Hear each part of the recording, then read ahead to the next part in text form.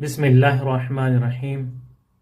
اسلام میں شادی کرنا سنت موقدہ ہے، لیکن ہم اپنے معاشرے میں، قبیلے میں، سماج میں، خاندان میں دیکھ رہے ہیں شادیاں نہیں ہو رہی ہیں۔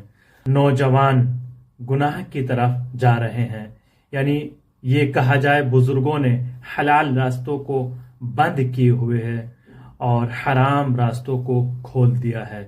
شادی کرنا بہت سخت ہو گیا اور زنا کرنا بہت آسان ہو گیا ہے، جس کی وجہ ہے مہنگی شادی کرنا، جہیز کی ڈیمانڈ کرنا، گاڑیوں کا مطالبہ کرنا اور اپنی مانگ رکھنا، اور رشتے کے لیے ڈیمانڈ یہ ہے کہ جاب ہونی چاہیے، اچھا کاروبار ہونا چاہیے، بنگلہ ہو، گاڑیاں ہو تو شادی کرنے کے لیے آمادہ ہوتے ہیں، جس کی وجہ سے ہمارے نوجوان گناہ کی طرف بڑھ رہے ہیں اور شادی سے دور ہو رہے ہیں۔ ہم سب کو چاہیے یہ غلط رسم و رسومات کو ختم کیا جائے اور اصل اسلام کو جاری کیا جائے۔ اس ویڈیو کو شیئر کریں اور سبسکرائب ضرور کریے گا۔